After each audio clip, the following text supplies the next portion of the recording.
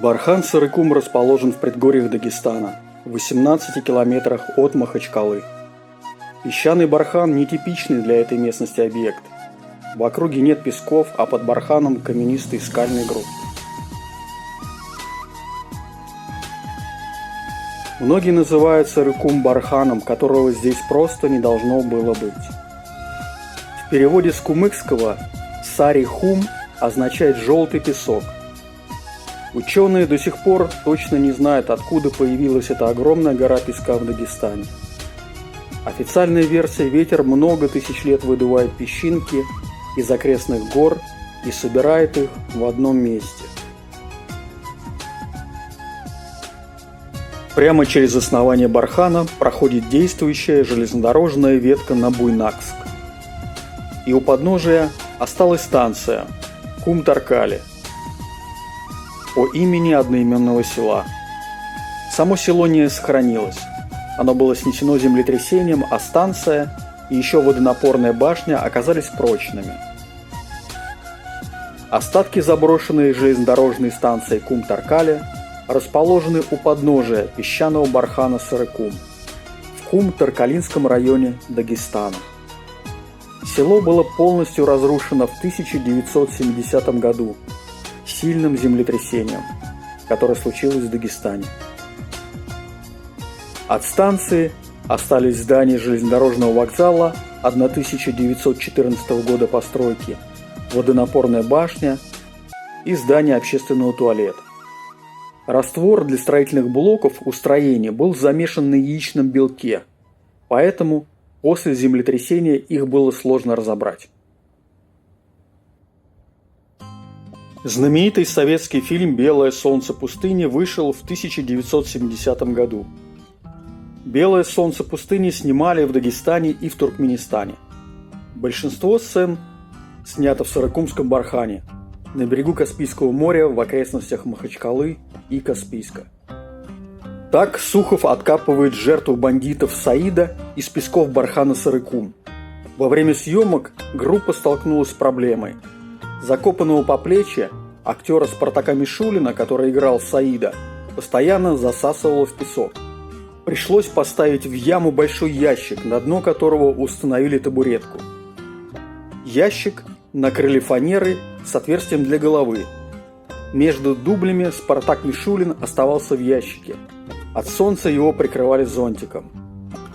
По воспоминаниям актера, однажды прямо перед носом у него проползла змея, а позднее на голову едва не наступил верблюд. Вторые съемки прошли в Туркмении. Найти островок чистого золотого песка в пустыне Каракум долго не получалось. На много километров из земли торчали сухие кусты и деревья. Нужным местом оказались развалины древнего города Мерва. Флора Сарыкум интересна еще и тем, что наряду с представителями пустынь у подножия горы встречаются целые заросли камыша и такие влаголюбивые деревья, как ива, тополь, акация. Объясняется этот факт интересным свойством песчаной горы, являющейся как бы естественным конденсатором влаги. Влага здесь, в песках, конденсируется, просачивается вниз, образуя у подножия множество родников и небольших заболоченных участков. Стоит вскопать песок на несколько десятков сантиметров, как сразу наталкиваешься на влажный песчаный слой. Летом тут пекло.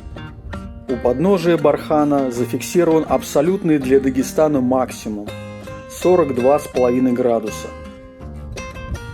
Это объясняется нагревом песчаной поверхности бархана. Летом на южных склонах температура поверхности бархана достигает 55-60 градусов.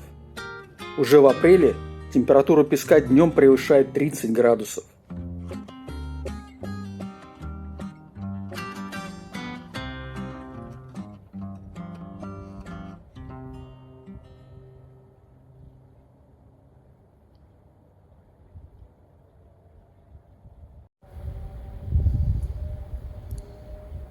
Бархан уникальный, он самый высокий в Европе.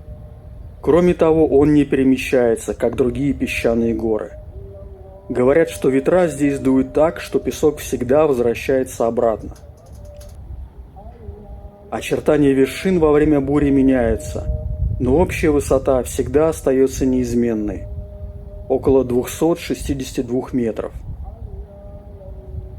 Длина бархана – около 3 километров и площадь – 1175 гектар. Гора сложена из мелкого и среднезернистого песка. На севере она постепенно переходит в глинистую, полынную степь, а на юге замыкает узкое горное ущелье, сложенное, как и все массивы передовых гор Дагестана, мощными песчаниками. Бархан расположен на левом берегу реки Шураузень. Песчаная гора Сарыкум постоянно меняет свою форму, но не рассыпается. Первое упоминание о Бархане встречается в изданной в 1861 году в Париже книге известного французского романиста Александра Дюма под названием «Кавказ. От Прометея до Шамиля».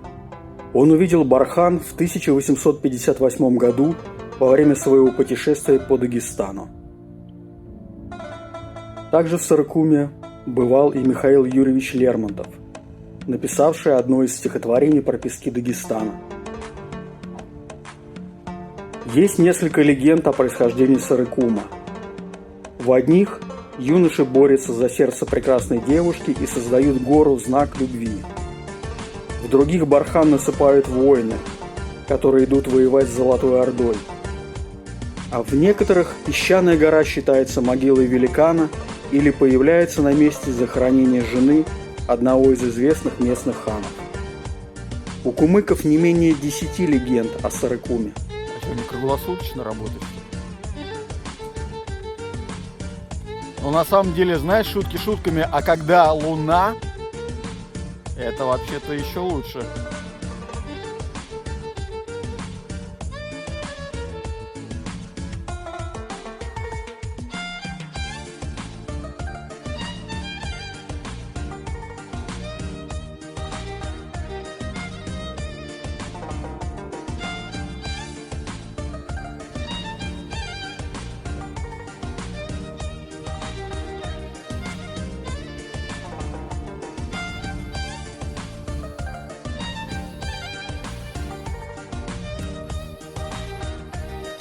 У ученых свои версии возникновения Сарыкума. Некоторые считают, что в древности был мощный ураган, который принес сюда пески из среднеазиатских пустынь. Другие говорят о вулканическом происхождении Бархана. Но по официальной версии Бархан образовался из-за ветра, который десятки тысяч лет выдувал песчинки из окрестных гор. Ветер образует несколько вершин. Они непостоянны, но основание Бархана всегда остается на месте. Высота тоже почти не меняется – около 262 метров.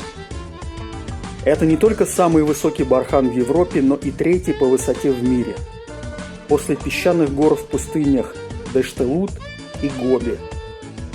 Сарыкум иногда называют Дагестанской Сахарой. На Бархане есть все признаки настоящей пустыни. Сарыкум считается самым большим барханом Европы. По габаритам его превосходит лишь песчаный массив под названием Большой Восточный Эрк, который следует искать в составе Сахары в 3 странах – Алжире, Тунисе и Ливии. В 1978 году Сарыкум объявили памятником природы, затем сделали охраняемой территорией и включили в состав заповедника Дагестанский.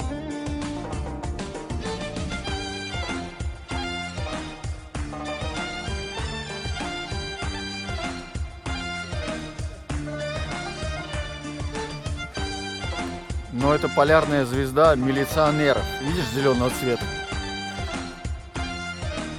Это их полярная звезда.